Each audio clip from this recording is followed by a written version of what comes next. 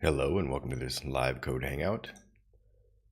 Today we're going to be working with some AI frameworks for building agentic applications. And I've got a prototype project here where we are getting data from a website using a web crawler, and we're storing that in local files, markdown content currently.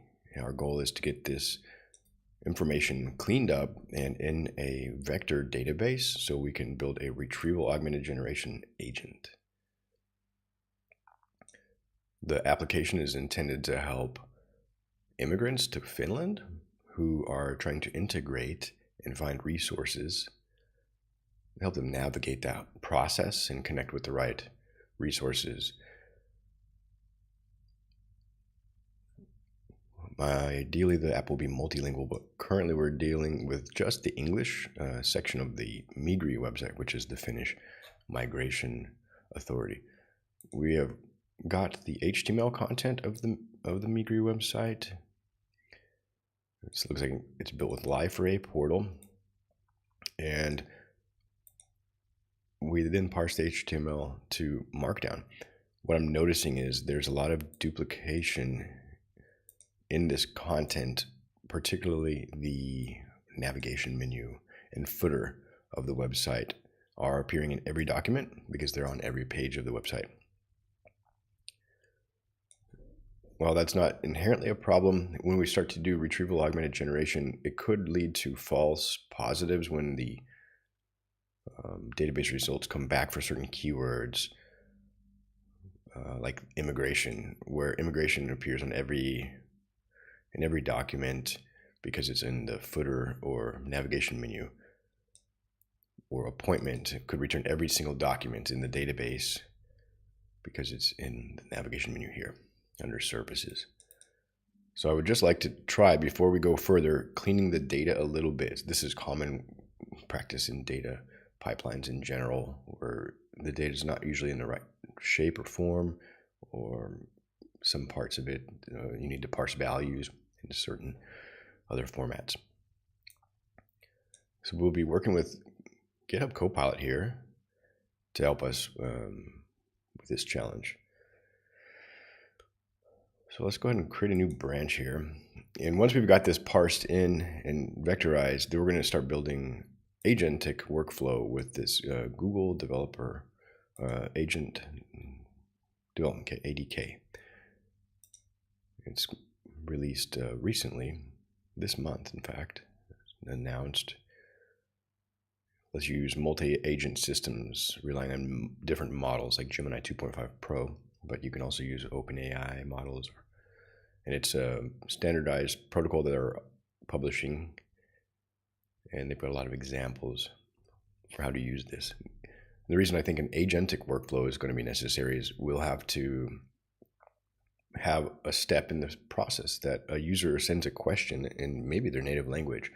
And if it's not English, for example, we'll need to have a translation agent that can translate that initial request into English so that we can then have another agent responsible for searching in a vector database for English language content that might be used to support the answer, which that content that's retrieved will then be passed on to an agent that maybe performs a Google search or responds directly to the user's input, but we would then need another translation agent to translate that response back to the user's native language. So we can break down this bigger task or workflow using purpose-driven agents using this framework.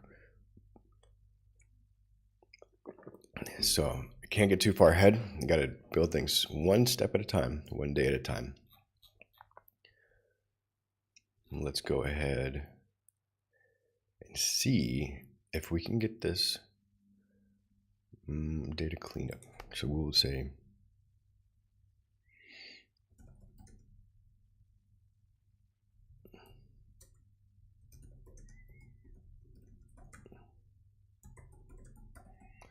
we have a Migri crawler. Migri is the Finnish migration authority, immigration and migration. Migri, migrate, I think is the common etymology. And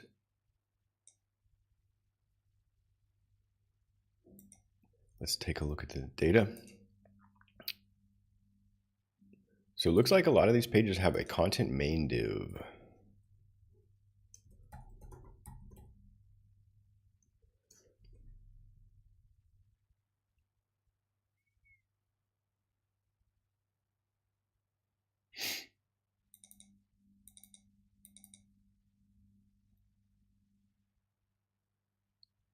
There's some JavaScript that's inserting empty span, it looks like.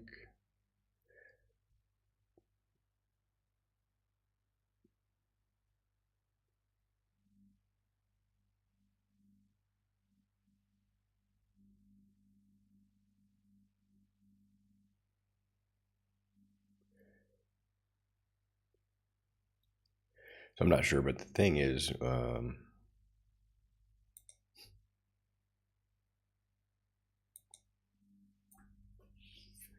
we've got this document in memory. This might not be the best example. The number of victims of human trafficking in Finland. Stabilized forced labor and marriage. An article.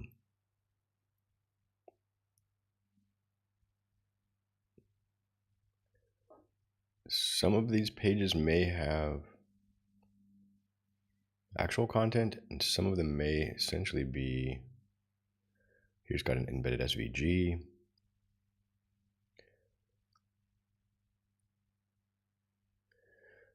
There we are. So there is some actual content here. It's just a really big document, but I can see actually from the picture here. This is what we essentially want, is this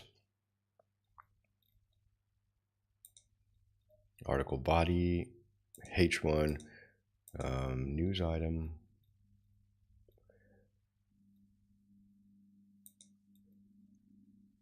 portlet.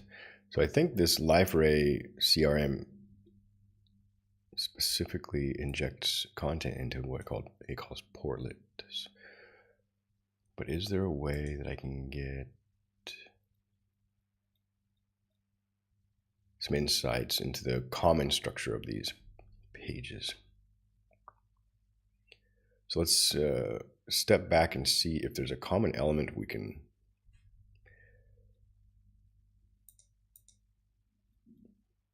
search for. And perhaps Copilot can help us inspect the tree. This would be a lot simpler if there was just a PDF that we could start working with. Web scraping is crazy complicated because the websites have such varying structures, and even within one single website, you can have pages with different structures. So this file is too big to send in the context to ChatGPT. It's 5,000 lines, or Claude in this case. But what I can do is, it's such a long file name, I can't even close it.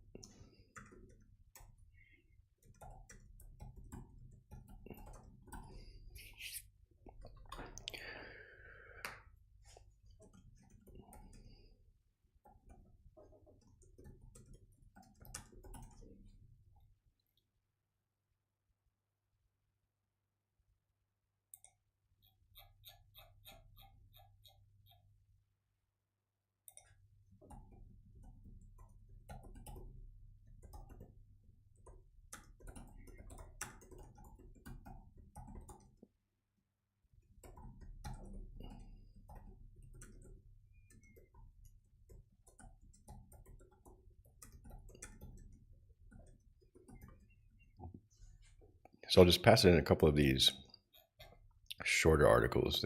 Fast Track's a big one, so I'm not gonna actually do that one, but maybe forecasts. Let's see how many lines of it. Nope, too much. Home. Quite long. All the statistics. I think they're all quite long. Starting work.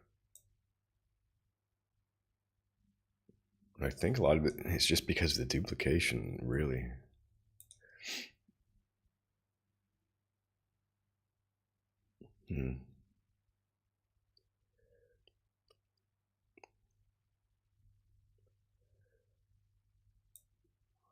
Contact information.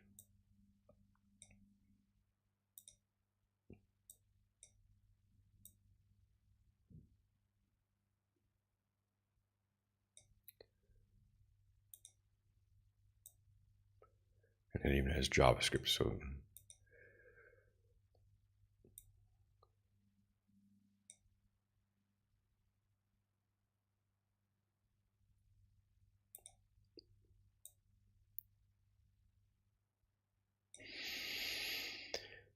I think manually inspecting it might be a better option here. So the navigation menu is in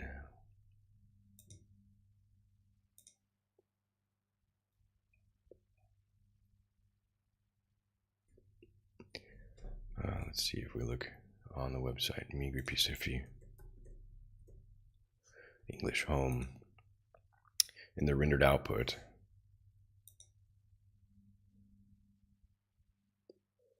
A way I could pivot this project is just to find a PDF that's more comprehensive. It doesn't have to come from this official Migri organization. There's a lot of data sources we'll be pulling from. So just inspect. So if I just look with my magic wand, that the header and footer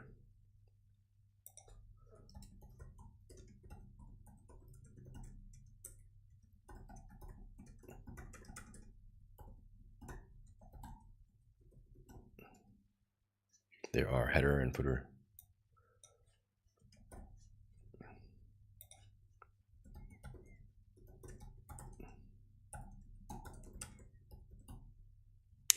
All right, so then what we can do is just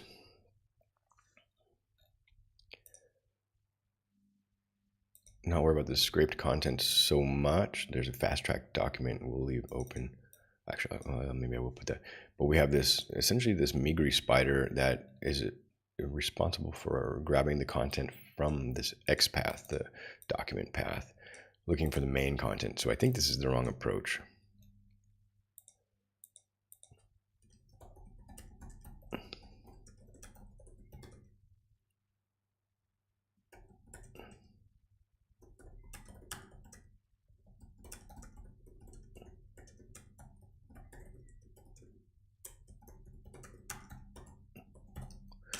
Let's see what Claude says.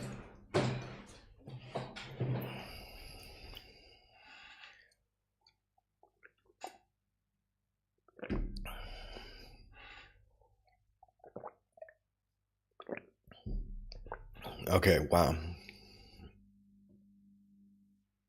It didn't find any header or footer elements.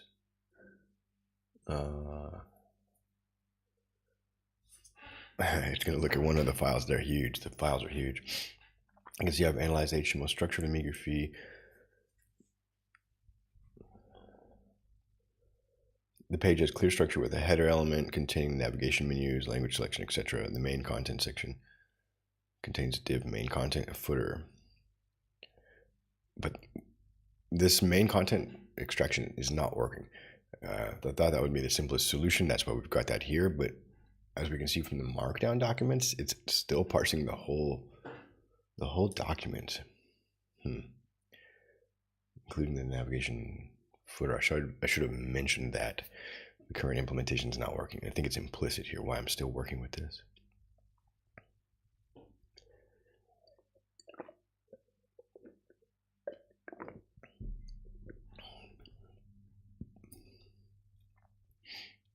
So the cool thing about these agents, assistive agents, I'm not only using them in my development workflow, and they can call tools and help me with like end-to-end tasks. But yeah, it's just integrated. The cool thing is it's integrated right into whatever you're trying to achieve. It can help you do things that you might not be familiar with, break down processes you might not be familiar with, work with technologies we don't know. So, for example, I'm not very familiar with XPath selectors and things like that,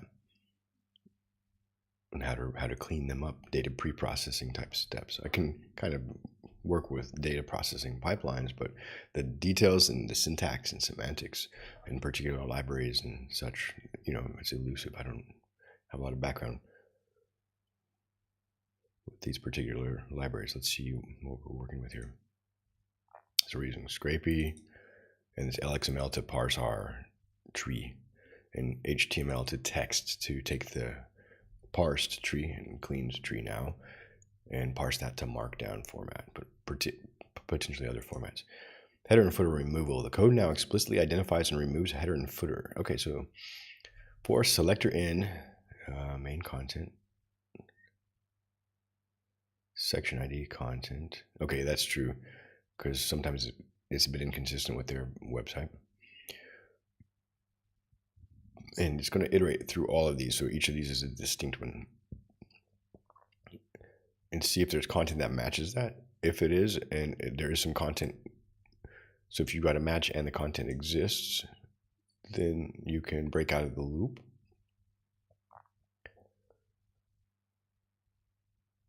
Otherwise, it's going to end the loop, and you still have to do a none check. It's not none, interestingly. And then it's just some formatting change here. So the key change over here. So first it removes them before then parsing it out. Okay.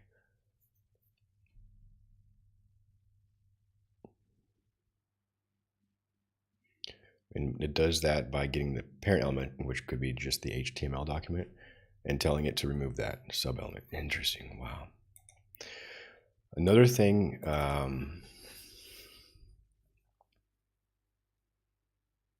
might need better code architecture here, so there's clearer boundaries and the code is more unit testable. I can test by passing in a mock page document and asserting expected output. Because currently this is more leaning heavily towards vibe coding. I'm reviewing the code, of course, and kind of understanding it so that I can also make changes myself.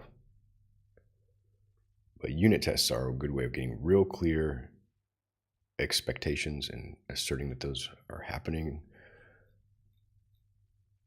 I'd prefer to be using that. Content.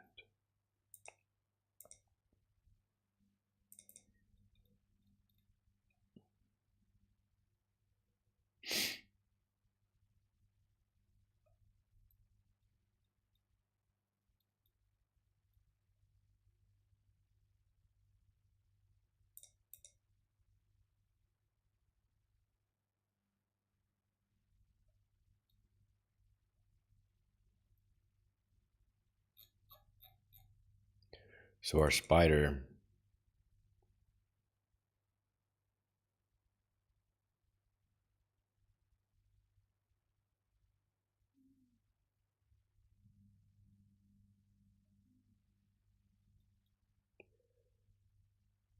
is either receiving a response or making the request.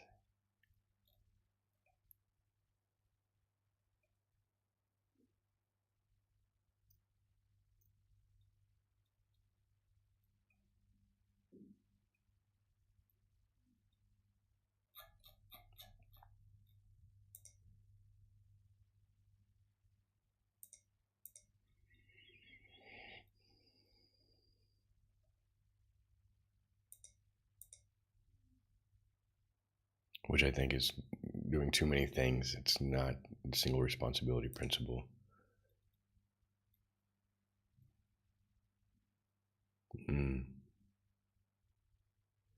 Start requests. So that's the problem. It's not isolated. Crawling, parsing, Should be different responsibilities.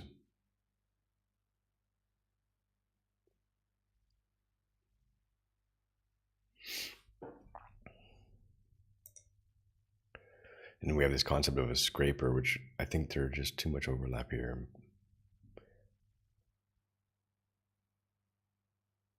The scraper's not really doing much. Anyway, let's take this one step at a time. As long as I get a working project, I'm going to be happy and just make a little bit 1% progress today. So clear out the scraped content. Activate. Okay, so our terminal should automatically activate. There we go. Cool. If I read our README,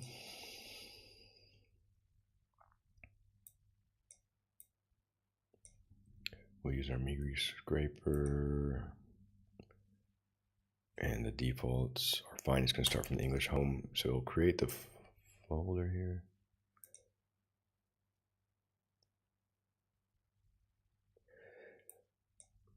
So one thing I should have done in this project is step back from an architectural perspective before starting into the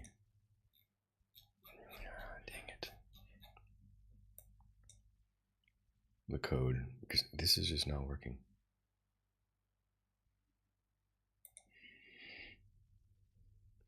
All right, so let me think here for a second. We'll shut it down. This is where unit tests will be necessary.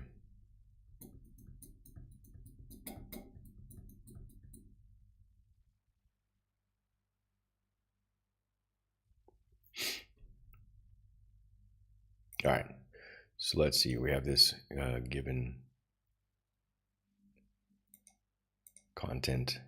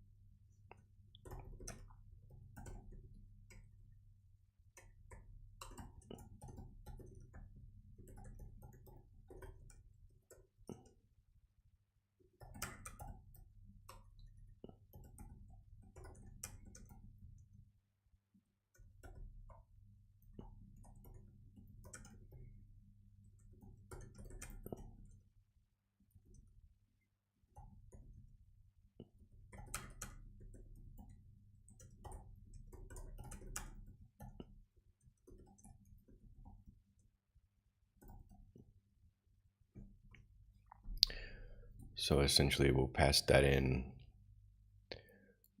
as newsroom HTML, and then the newsroom markdown.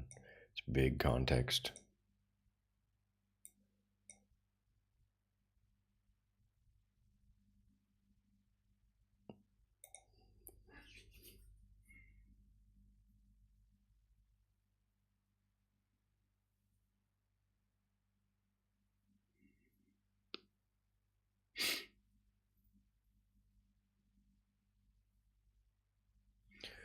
So a couple of approaches we could take. One is just to print the structure of the document without the content itself, just the XML elements, and then make assertions against the desired output structure.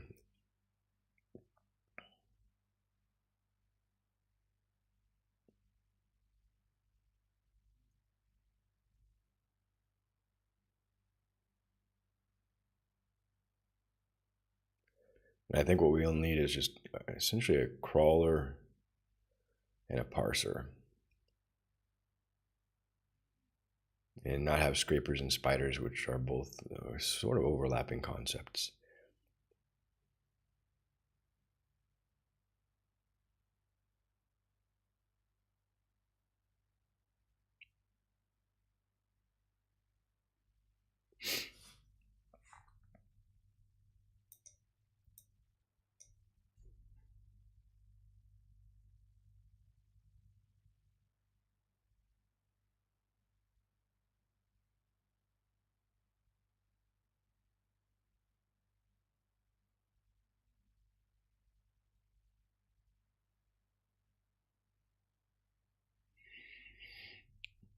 So you can see we've got some directories, models, scrapers, spiders, utils, and vector store. We're going to be coming to the vector store as soon as we can get some good content to work with. And again, I don't need to get too sidetracked with this meagery website right now. This is kind of delaying my ability to prototype, but it's inevitably a challenge we will face when trying to acquire data from these official sources. We'll need to scrape websites, and the websites will have different structures. But if we could find a PDF, that would be cool. Much easier to parse.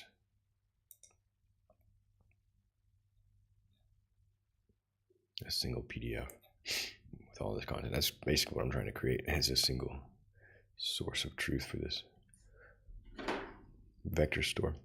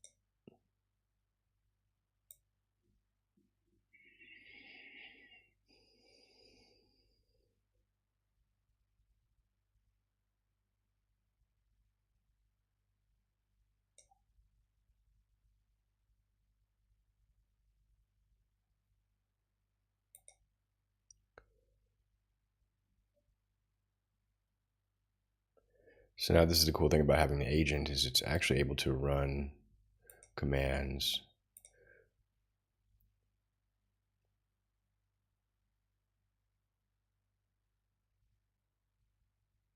this needs an init py. Okay, there it goes. Yeah, I think we should be able to import from that.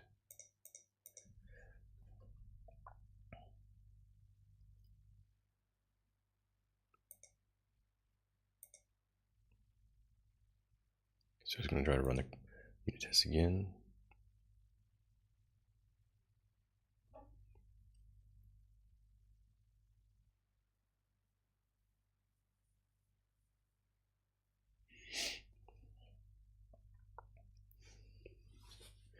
So yeah, I think back to this idea of single responsibility, our we can call it crawler or scraper. It just needs to get all the content in HTML. Then we'll have a separate module and workflow step for parsing. That'll be easier to unit test.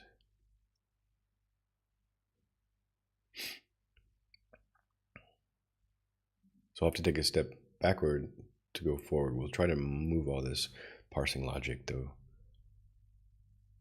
and not in utils, but it can actually just be in parsers, yeah, content parser.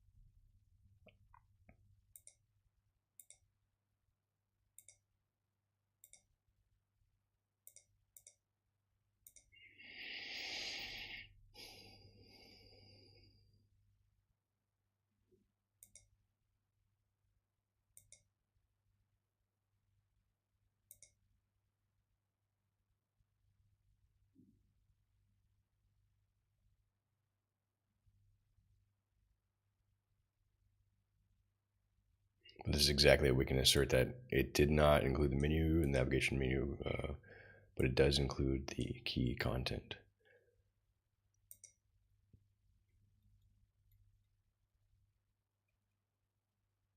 So then we'll have like scraped content, parsed content. Yeah, all right. Break it down. The agent mode, when I set this project up, it was very helpful. It went above and beyond the request, but one of the limitations I'm noticing is with vibe coding in general and agent-oriented development is the agents aren't so good at architecture, code composition, separation of concerns. So the code that we get isn't necessarily very maintainable or testable.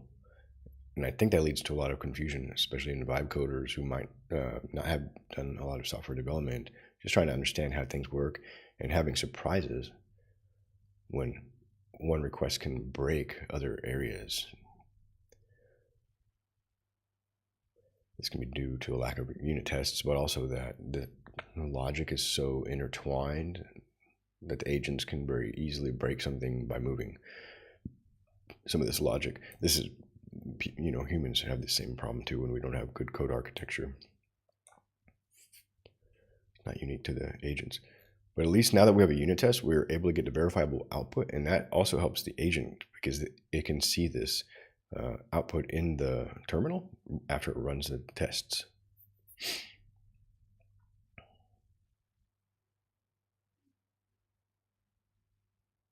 One additional problem is our tests will be brittle when the website content changes. Our tests will break. So that's a thing.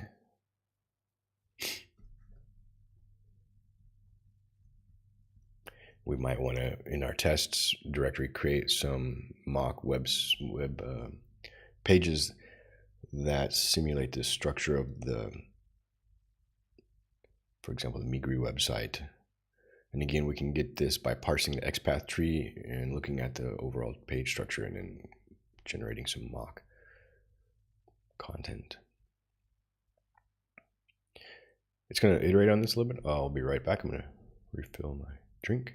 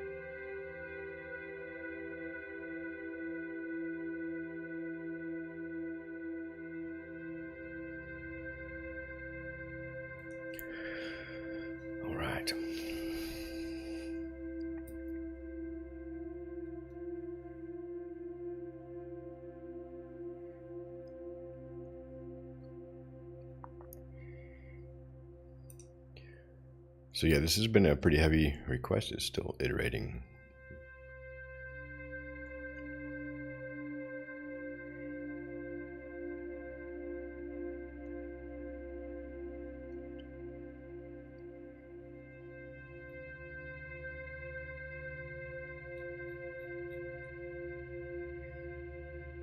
These are again kind of brittle tests.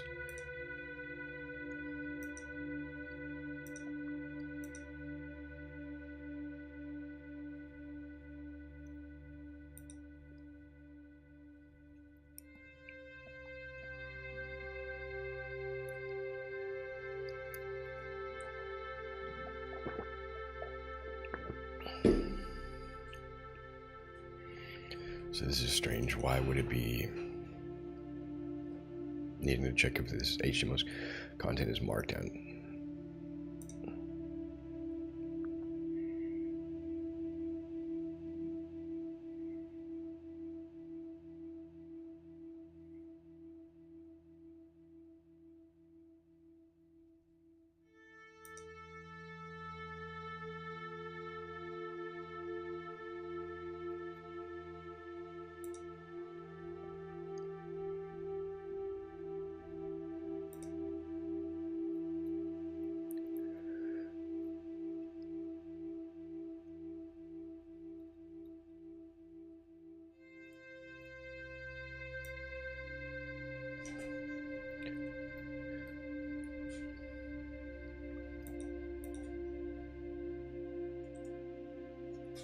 Yeah, that's what I was thinking. That's not necessary.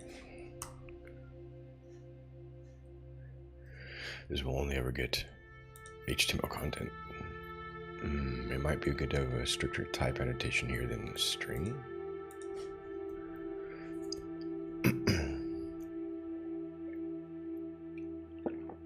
Interesting.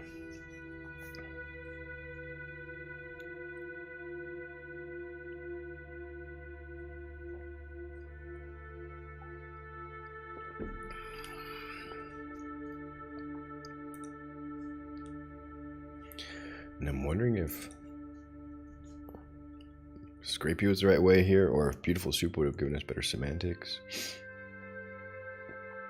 To not have to pass around raw strings, but having like a more valid type.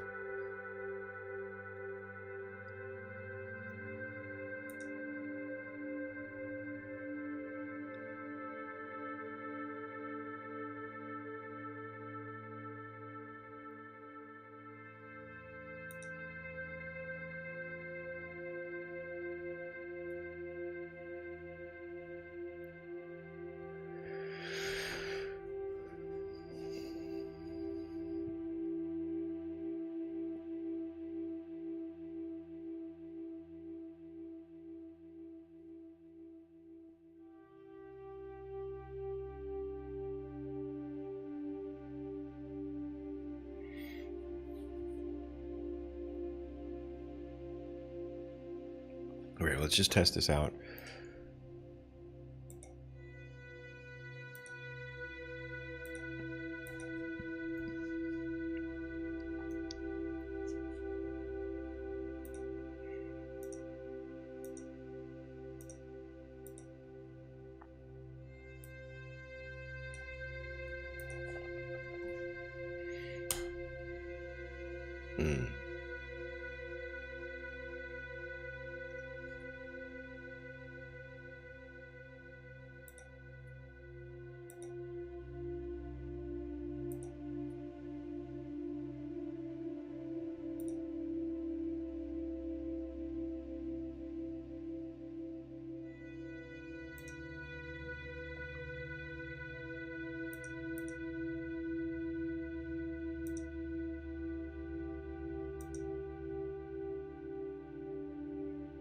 Oh, interesting, yeah. Because it created a utils folder. Okay.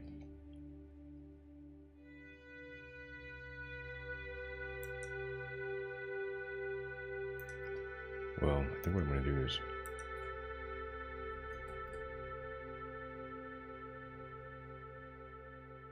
parsers, refactor that. This is technically a Migri parser?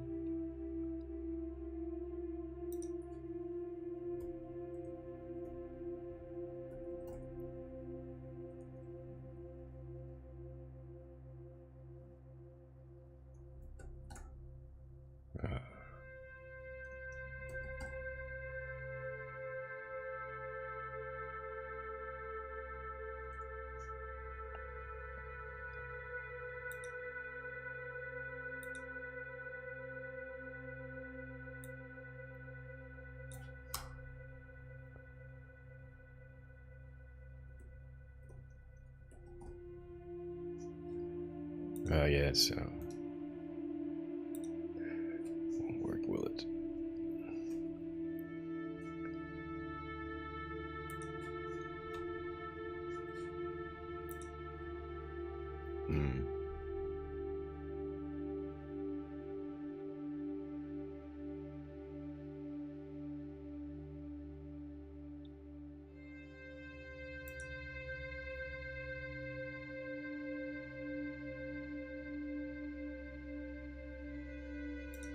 Well, maybe thinks it's a bit Joshua.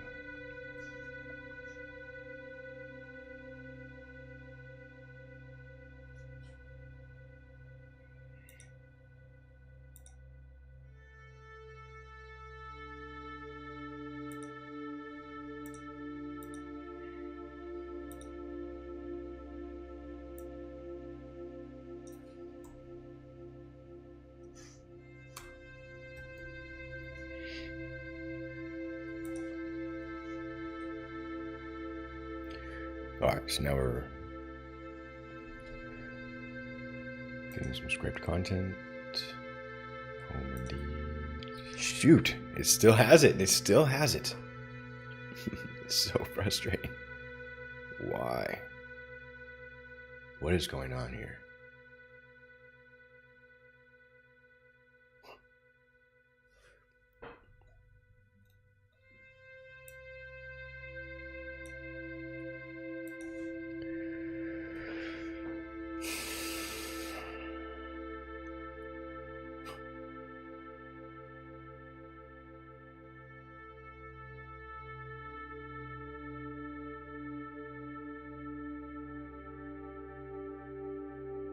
Okay. Well, our structure is better. This is a 1% improvement. I'm in a branch. I'm going to commit this. We have tests in place, so that's a good start.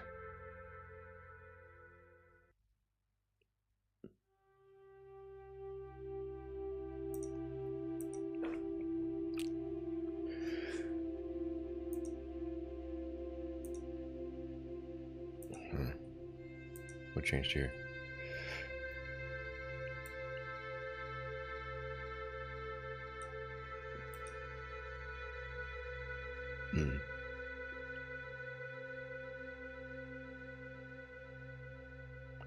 That's not correct.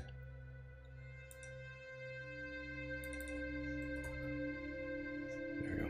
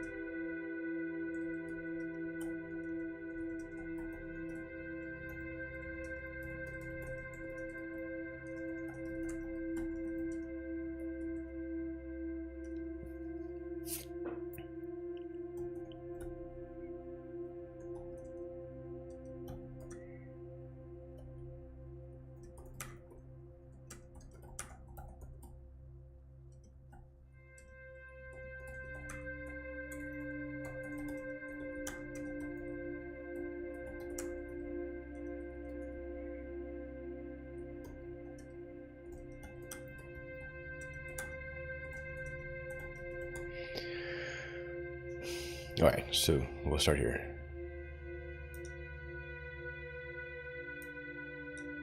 All of these, this is just too much duplication.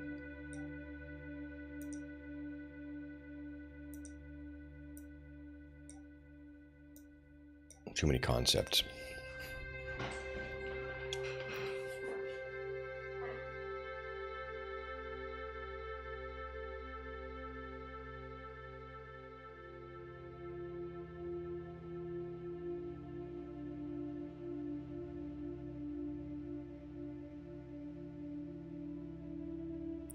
Yeah, it's still, yeah, it's still looking at the newsroom and all that stuff. Okay.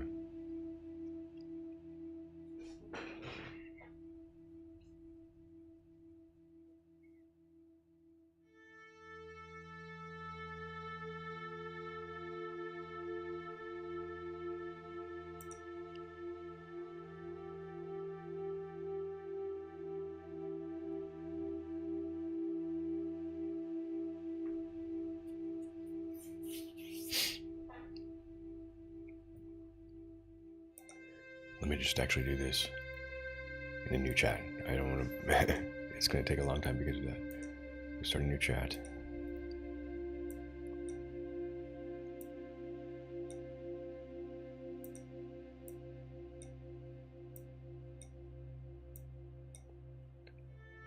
We'll just try. Ooh, yeah, this is interesting. Gemini 2.5 Pro is now available in agent mode. Let's see what Gemini 2.5 Pro does. Yeah.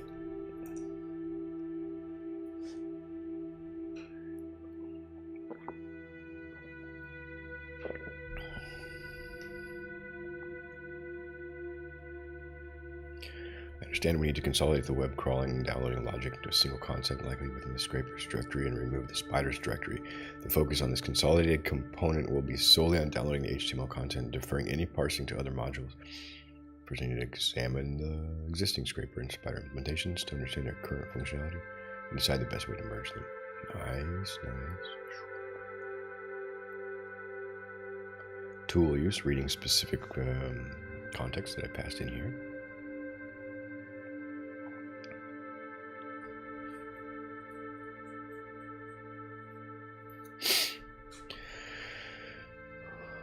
Right. Create a new crawler directory. Okay. That makes sense. Scrapers and spiders is a bit strange, but crawler is good. Refactor the existing into the base crawler in the new directory, stripping out parsing and file saving logic. It will yield dictionaries containing URL and raw. Oh, HTML. Interesting. Massive dictionaries, because that's a lot of HTML. It was like 5,000 lines of HTML per page, basically, because these pages are serving up a lot of JavaScript. I don't know if this is. Let's see what happens. Move and refactor Migri Spider into Migri Crawler, inheriting from the base. So maybe they're temporary, like in-memory dictionaries that get like disposed. Let's find out. Refactor the scraper into the runner class responsible for executing the process with a given crawler class and returning the downloaded data. Remove the now redundant Migri scraper and base scraper classes. Delete the old scrapers and spider directory. Alright, so it's working through that. And now we can remove those. Ew, that's a scary one.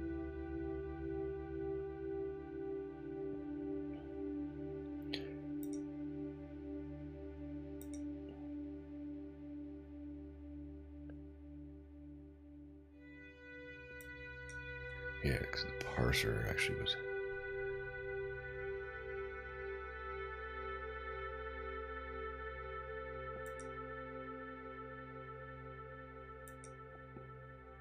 it's still working on it. And basically, we don't need a Migri crawler now. We just need a crawler that takes in a URL. Oh, I should have passed it to the CLI. And it's kind of annoying that it's leaving these comments about what it removed and moved and things like that. Okay.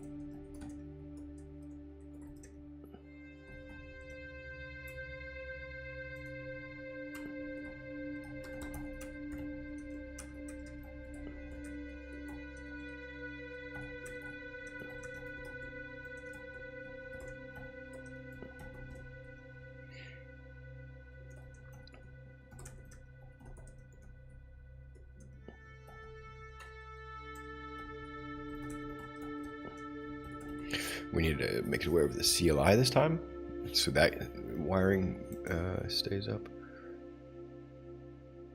intact.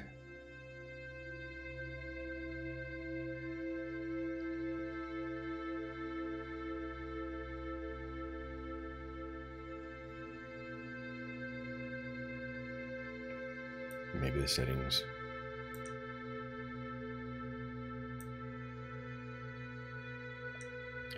And maybe the utils, because we didn't want to download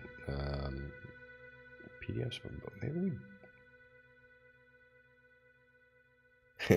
Maybe we can download PDFs. Let's try this again. Though I'm tempted to switch to Claude, back to Claude. But I'll go again with Gemini. It's doing pretty good, and we might want to have some unit tests here.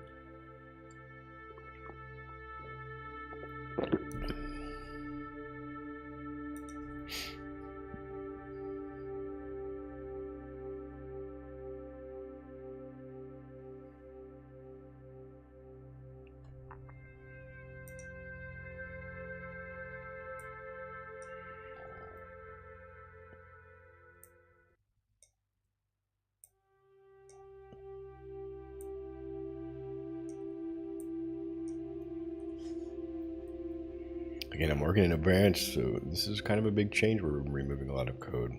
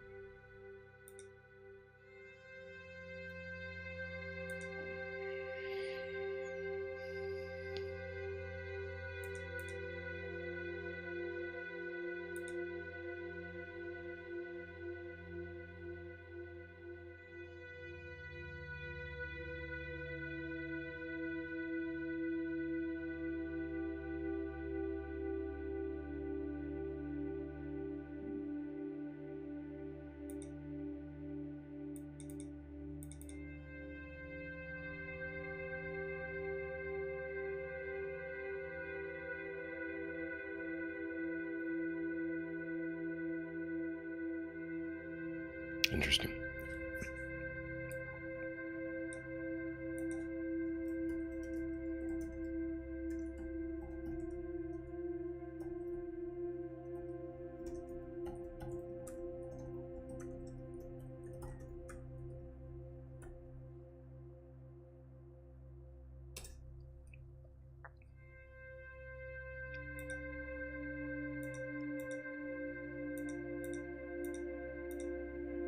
So now we don't need this to be base crawler, but that's all right.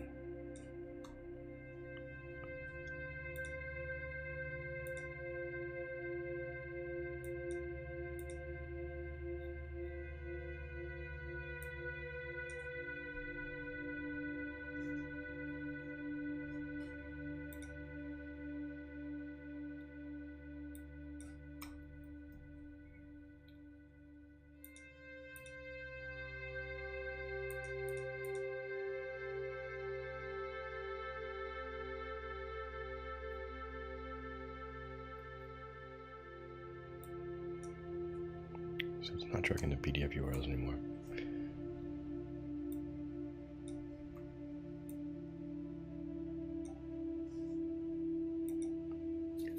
Okay, let's see what we have.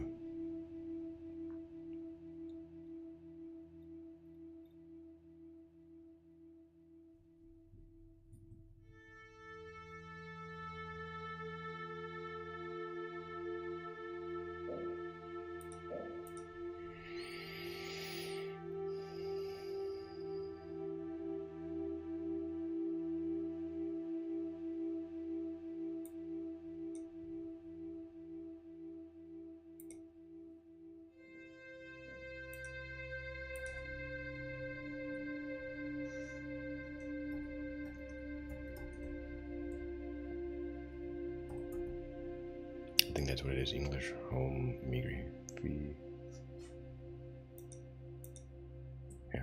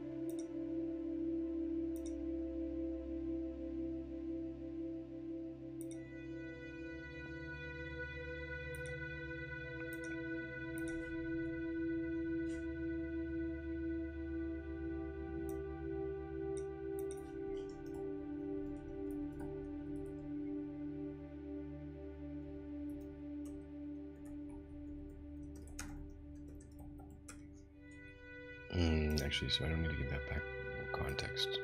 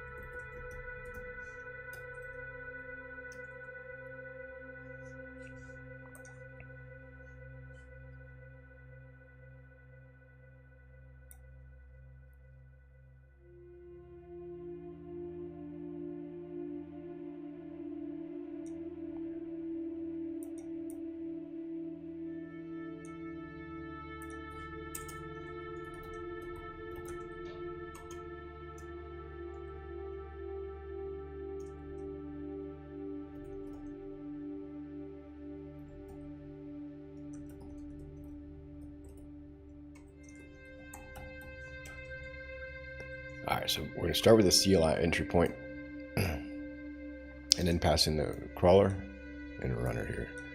That's the main context.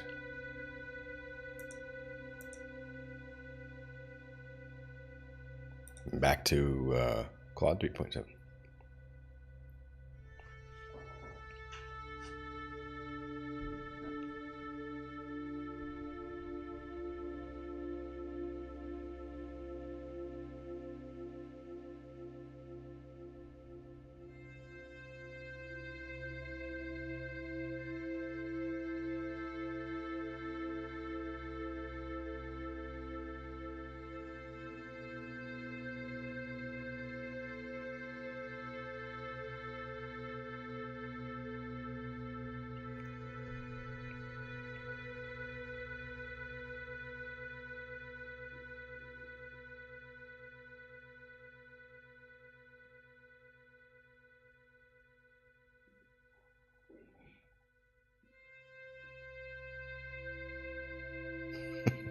Okay. Very cool. I have an opportunity to do some AI development for public benefit. This project is supposed to be for public impact as well, community impact. I just need to get it in good running shape and good code architecture, testable, reliable.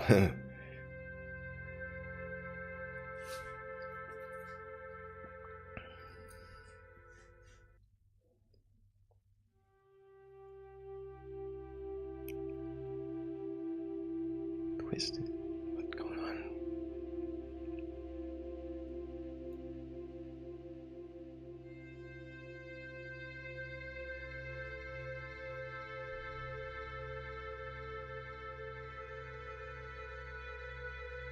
You know what it might be doing is building this massive in-memory list of dictionaries for the pages on with the HTML in dictionary. I should have thought of that.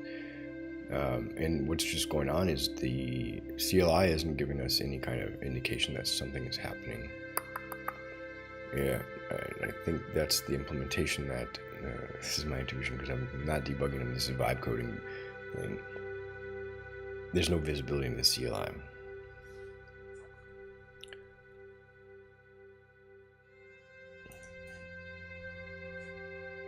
We'll fix this. We'll get it in good shape. This is what I'm having to do more active piloting.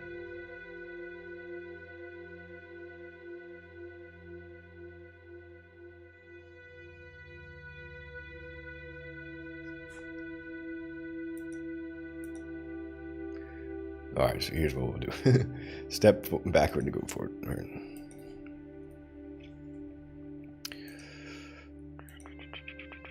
Go back to the main branch. Stash and check out. Just kind of wasted time.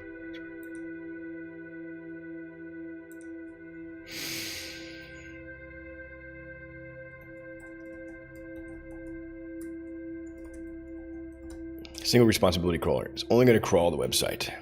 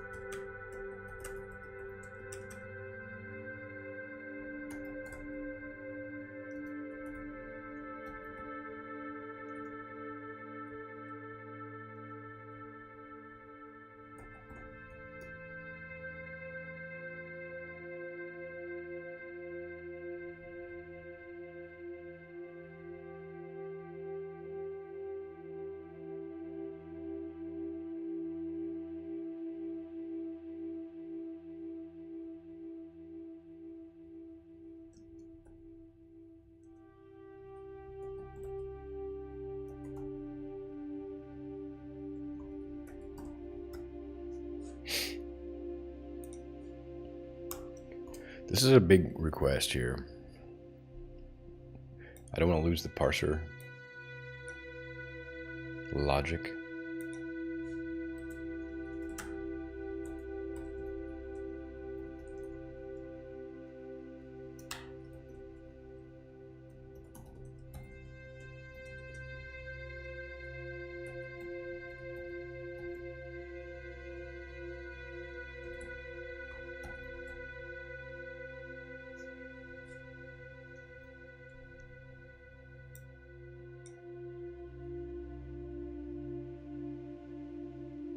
Let's try it. Let's try it.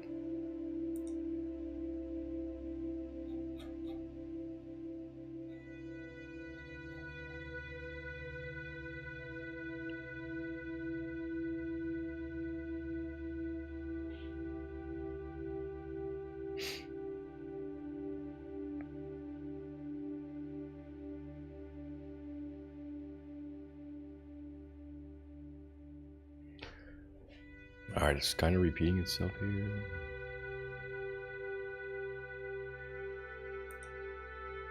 So now it has a crawler directory.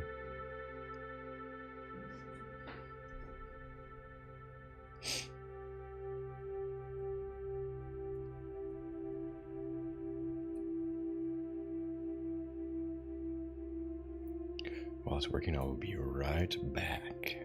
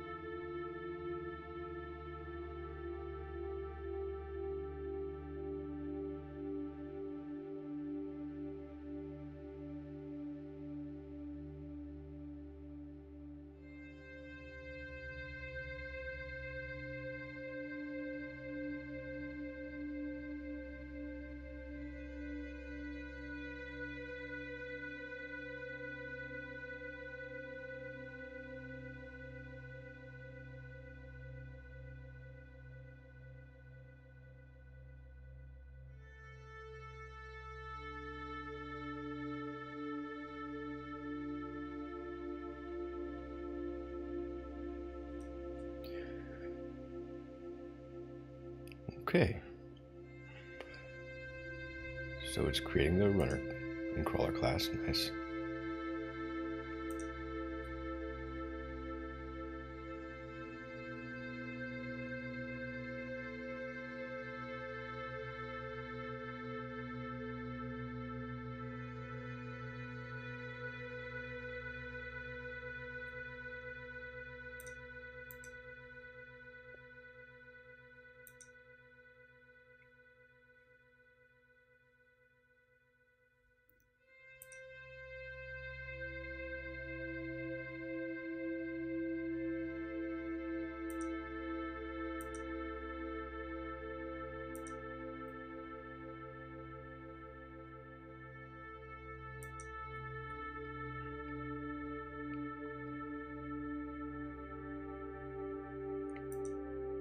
And okay, yeah, I did mention the parser because I just don't want to lose that logic from the scrapers. Even though it's not quite working specifically because of the navigation menu and footer, it's working at a higher level where it is actually producing markdown output.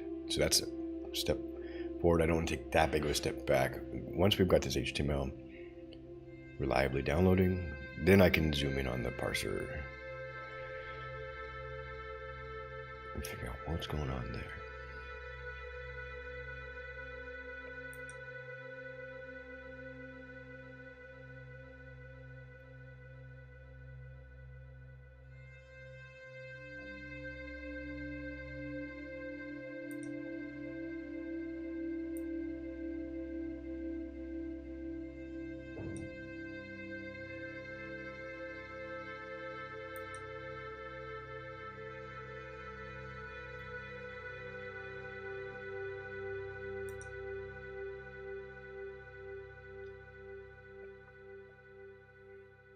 So it's avoiding parsing the same URL by keeping that list.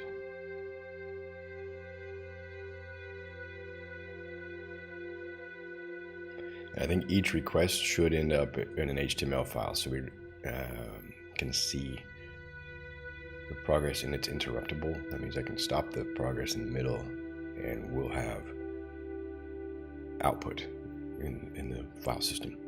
Not everything building in an in-memory array.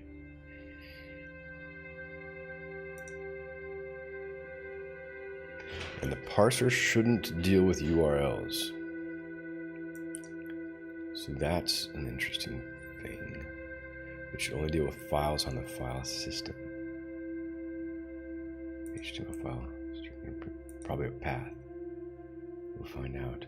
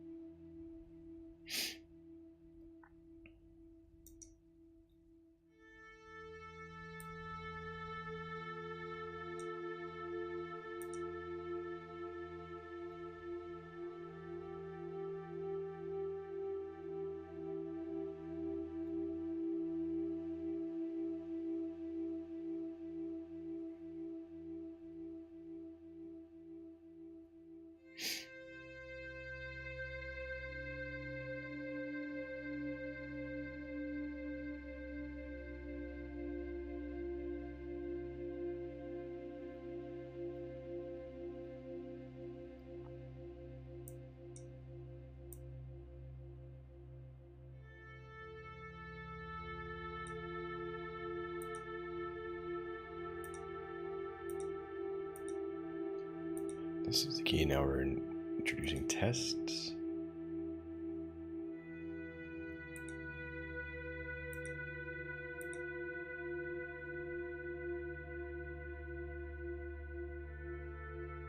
Which is a step towards more reliable software, whether or not we're using generative AI. I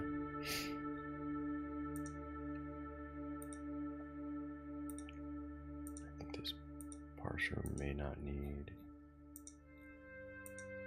it already moved it.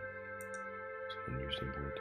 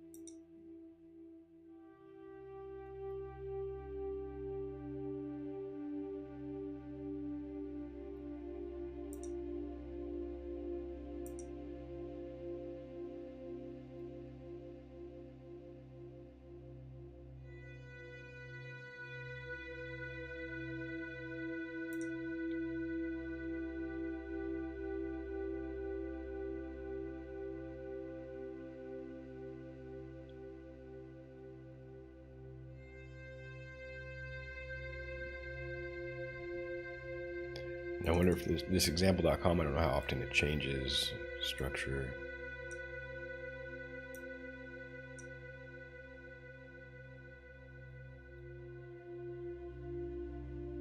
So whether or not these would be brittle tests, if there's like an actual website that's designed for this type of test, that would be interesting.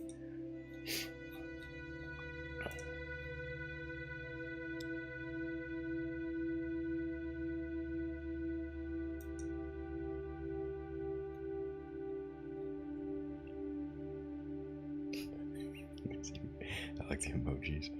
It's cool.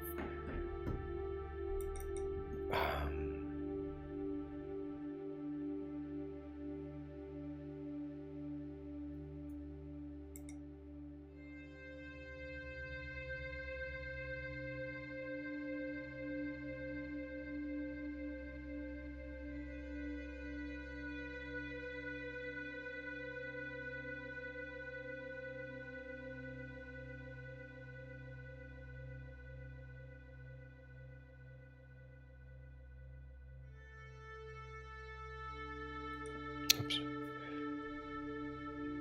All right, now it's going to be running these tests.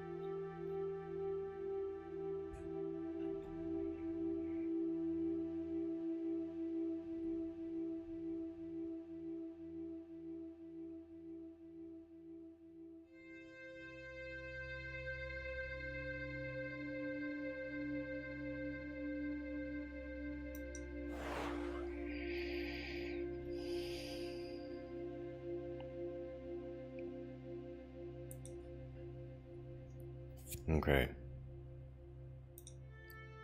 Good progress. We got tests, egg.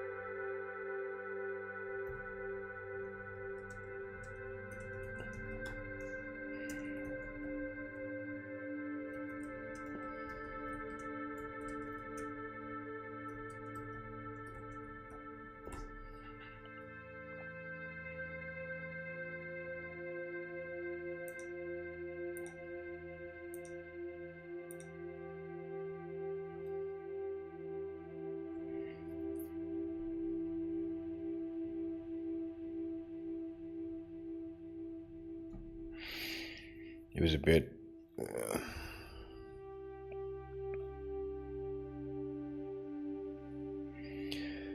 blunt here with the dependencies, but that's okay. I can add those again. Since we're not technically no longer doing the ChromaDB part, I did remove that functionality.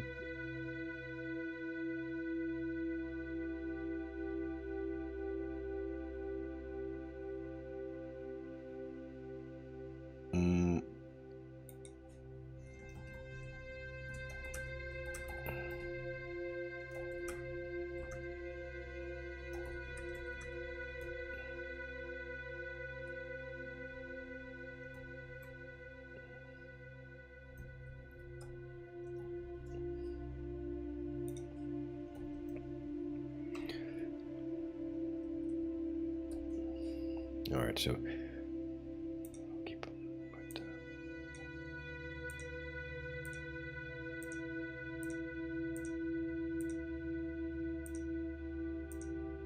It was a big change, so it was pretty much successful. I will verify by running it.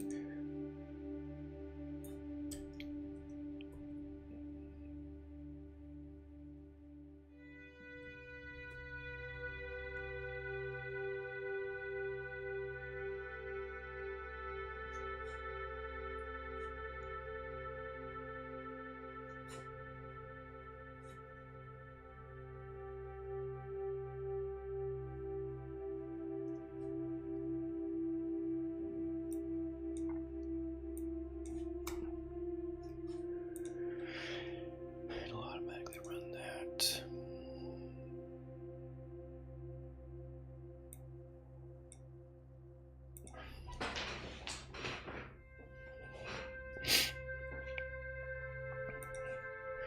So we'll get the canonical example of how to run the project, and we'll try it. So we have automated tests, and I'll manually test it.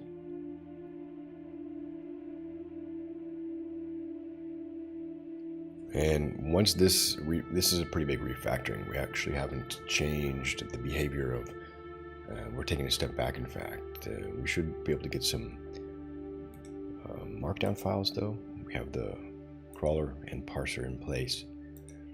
But the step forward I need to take is parsing the data correctly for the Migri website.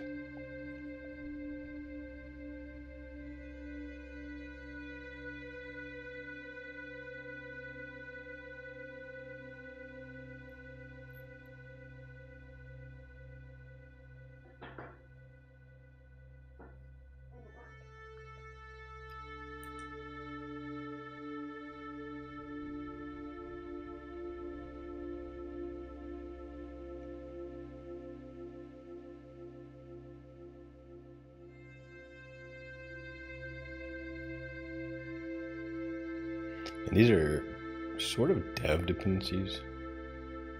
Okay, now dead and rough. Nice. Cool.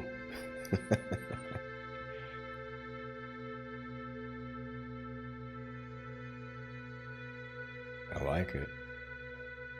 Technology for the environment, environmental science, technology, geospatial technology. Cool. Gonna work on some of that on the weekend. Just got to get the clearance.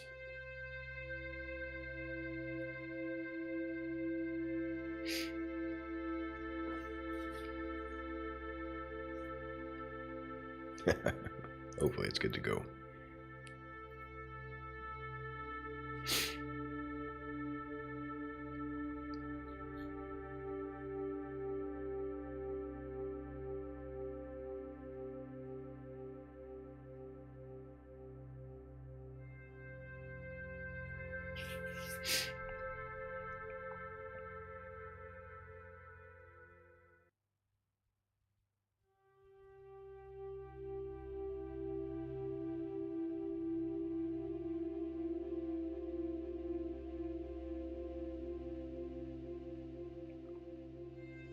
Okay, it's getting a little bit in a loop here, but now it's updating the README, so you can add a different file. It just needed to verify the project toml.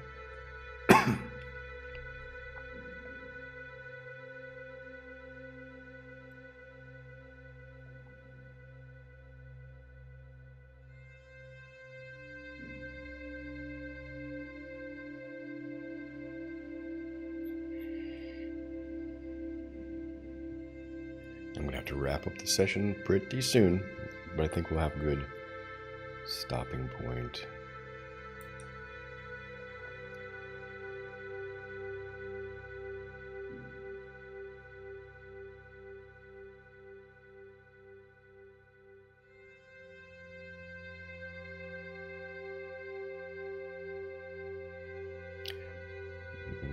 Python 3.12 or higher is kind of a nice requirement.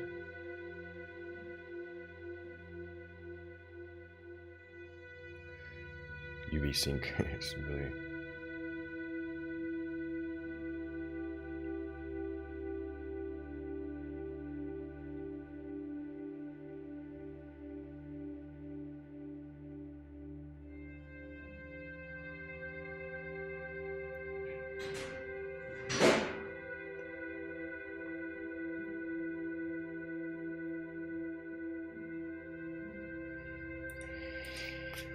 Okay, that's actually pretty good.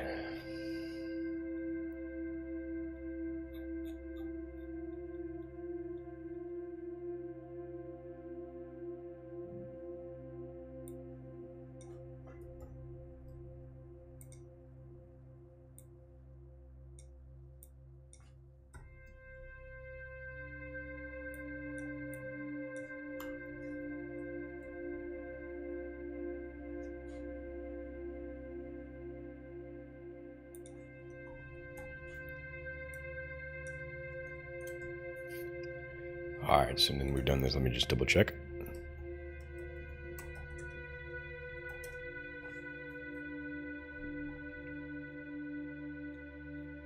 Got rid of lang chain and all that. And light LLM, we'll come back to those. Nice.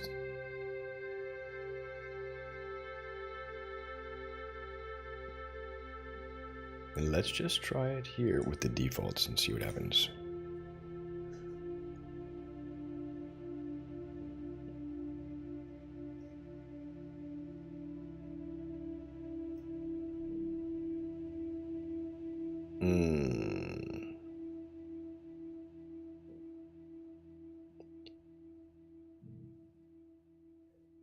So our crawling is still problematic, but let's go ahead and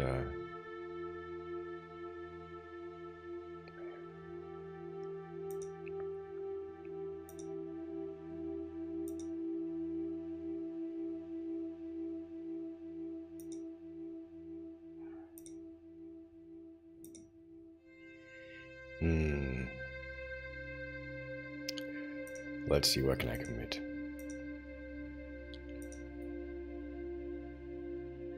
So the crawler shouldn't have anything to do with text splitting. anymore. So let's double check this.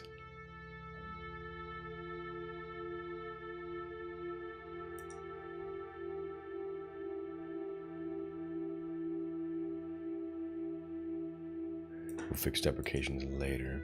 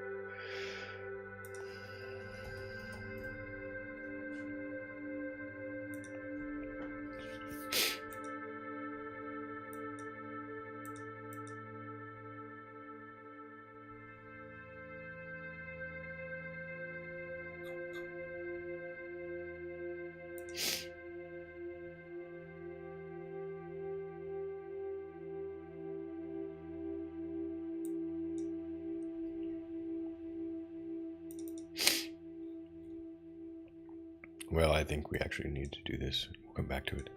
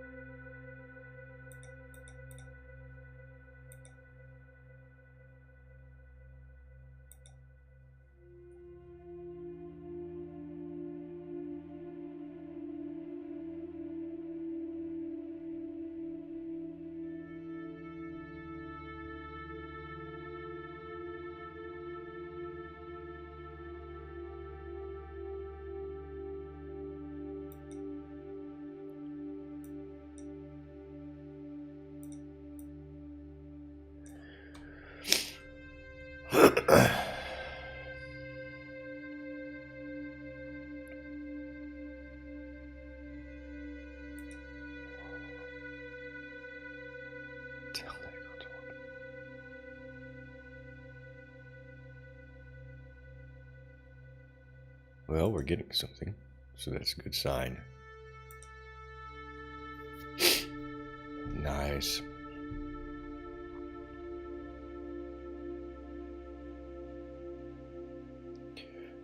So yes, I think this is a good stopping point. We've got a functioning crawler.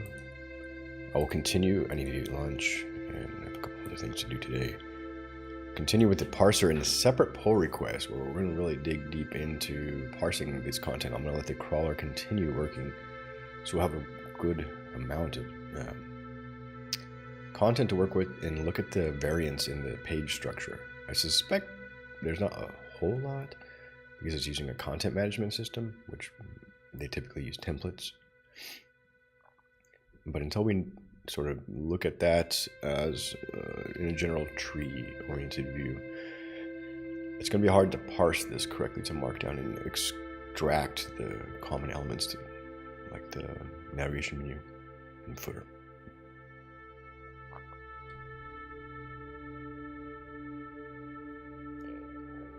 So this has been another live code hangout where we're working on social impact projects using generative AI to see how we can sort of get to the plateau of productivity with these.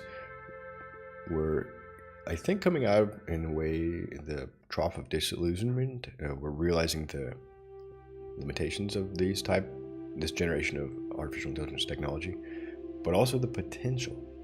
It can be very powerful when I think it has the right guidance and interaction with people who have clarity on a sense of purpose, or the user experience, or software architecture, the discipline or domain you're working in as well.